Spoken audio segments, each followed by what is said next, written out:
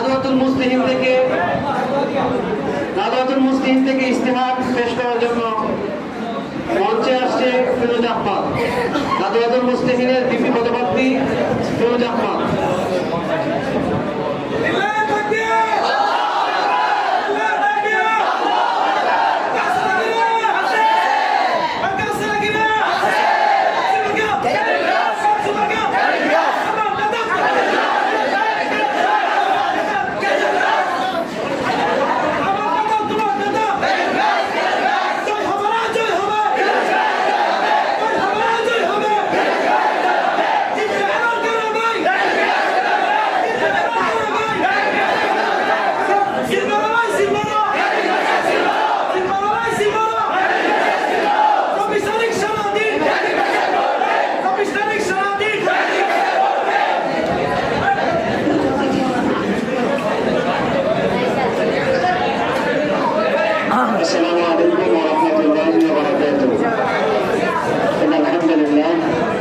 والصلاة والسلام على رسول الله أما بعد فأعوذ بالله من الشيطان الرجيم بسم الله الرحمن الرحيم إن الله يأمركم أن تؤدوا الأمانات إلى أهلها وقال تعالى يا أيها الذين آمنوا لم تقولون ما لا تفعلون صدق الله العظيم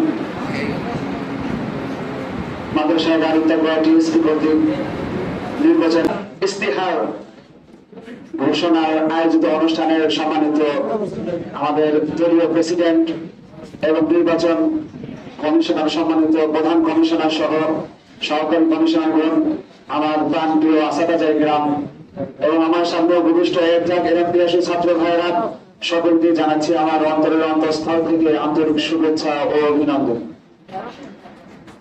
প্রিয় উপস্থিতি, আমি আপনাদের সামনে কালামুল্লাহ শরীফ থেকে দুটো আয়াত তেলাওয়াত করেছি। আমরা চাইতো তেলাওয়াতকে সামনে রেখে এই নির্বাচন কিছু বিষয় নিয়ে সংক্ষিপ্ত পরিচয়ে একটু আলোচনা করার প্রয়াস চালাবো। মা তাওফীক ইল্লা বিল্লাহ। সম্মানিত উপস্থিতি, ইতিপূর্বে আমার পূর্বে আমার বিরোধী দলের দলনেতা বিপি পদপ্রার্থী মোহাম্মদ রাকিবুল ইসলাম, তিনি এই টিএসপির ইতিহাস সম্পর্কে আলোচনা করেছেন এবং বিভিন্ন গুরুত্বপূর্ণ আলোচনা করেছেন। আমাদের দলের পক্ষ থেকে আমরা তাকে আন্তরিক শুভেচ্ছা ও অভিনন্দন জানাচ্ছি। সেই সাথে আমি আপনাদের সামনে আমার নির্বাচনে যে ঘোষণা রয়েছে সেটা আমি ঘোষণা করবো, তার আগে আমি একটু মেসেজ আপনাদের সামনে উপস্থাপন করতে চাই। আপনারা শুনতে রাজি আছেন?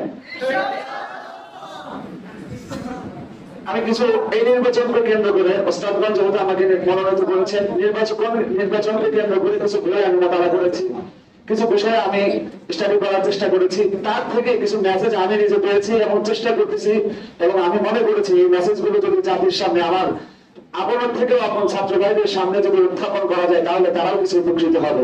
এজন্য আমি ইনশাআল্লাহ সংক্ষিপ্ত করে সেটা কিছু মেসেজ দেওয়ার চেষ্টা করবো। আপনারা ধৈর্য সহকারে শুনবেন ইনশাআল্লাহ। রাজি আছেন? আজ থেকে প্রায় 1500 বছর পূর্বে এই ধরাকে আল্লাহ তাআলা বলেছেন অকরানা ফি বুয়ুতিকুন্না ওয়ালা তাবাররাজনা তাবাররুজাল জাহিলিয়াতিল উলা। আল্লাহ তাআলা এই দুনিয়াকে জাহিলিয়াত বলে আখ্যায়িত করেছিলেন। কেমন জাহিলিয়াত? যে জাহিলিয়াত এত পক্ষতে এত অন্ধকারের যুগ ছিল, যে যুগে নিজ পিতা নিজ সন্তানকে, নিজ কন্যা সন্তানকে জ্যান্ত পুঁতে ফেলত। এমন অন্ধকারের যুগ ছিল যে যুগে নিজ সৎ সন্তান তার মাকে ভোগ করতে কোনো প্রকার দ্বিধা করতো না। সভ্যতা, সংস্কৃতি এবং ভালো রাজনীতির কোন লেশ মাত্র ছিল না। এমন একটা পরিস্থিতিতে আল্লাহ তাআলা নবী সাল্লাল্লাহু আলাইহি সাল্লামকে কোরআন নামক এই আলো দিয়ে এই ধরায় প্রেরণ করেন। সেই নবী সাল্লাল্লাহু আলাইহি ওয়াসাল্লাম এই কোরআন নামক আলো দিয়ে তাদেরকে এমন আলোকিত করেন যে এক পর্যায়ে তিনি 63 বছরের জিন্দেগির ভিতরে একটি সুন্দর সমাজ ব্যবস্থা এবং সুন্দর রাষ্ট্রনীতি এবং মানুষদেরকে সুন্দর একটি ধর্মের দাওয়াত দিয়ে গেছেন। উপস্থিতি, তারই ধারাবাহিকতায় পরবর্তী জনের আমাদের সাহাবায়ে কেরামের ভিতরে খলিফাগণ ছিলেন 4 খলিফা। তার ভিতরে অন্যতম হযরত ওমর রাদিয়াল্লাহু তাআলা আনহু, তিনি প্রায় অর্ধ জাহান শাসন করেছেন, অর্ধ জাহানের মধ্যে তিনি রাজত্ব করেছেন। আমরা ইতিহাসের কিতাবে পড়েছি, অনেক দিক থেকে আমরা জেনেছি যে সারা পৃথিবীর ভিতরে উমাইয়া খেলাফত, মুসলমানদের যে খেলাফত ছিল সেটা প্রায় 90 বছর স্থায়িত্ব ছিল। আব্বাসী খেলাফত প্রায় 500 বছর ইসলামী শাসন এই সারা পৃথিবীতে কায়েম রেখেছিলেন। ওসমানীয় সাম্রাজ্য প্রায় 600 বছর সারা পৃথিবীতে শাসন করেছিলেন।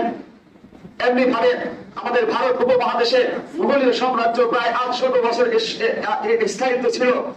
প্রিয় উপস্থিতি, এগুলো করলে আরো ইতিহাসের কিতাব পড়লে দেখা যায় যে সারা পৃথিবীতে আগে শুধুমাত্র কেবলমাত্র মুসলমানদের রাজত্বই বিরাজমান ছিল।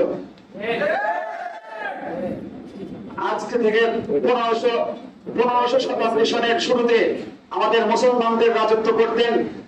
স্পেনের মধ্যে মুসলমানদের কঠিন দাপটের সাথে রাজত্ব ছিল, কিন্তু 1500 শতাব্দীর শুরুতে মুসলমানদের এই রাজত্বের পতন হয়।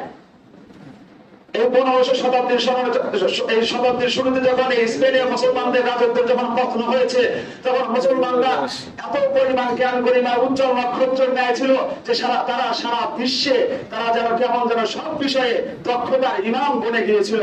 কিন্তু মুসলমানদের যখন পতন হয়ে গেল, তখন ওই পশ্চিমারা এবং ইউরোপের তারা ওই অসাধু যারা লোকেরা আছে, আমাদের ধর্ম বিরোধী যারা আছে, তারা বিভিন্ন ভাবে পায়তারা করে মুসলমানদের খিলাফগুলোকে জ্ঞান গরিমা স্পষ্ট প্রমাণ ছিল সেগুলোকে রাস্তার মধ্যে নিয়ে জ্বালিয়ে ফেলে 1 মাস পর্যন্ত সেই দীর্ঘায়িত হয় সেই আগুন।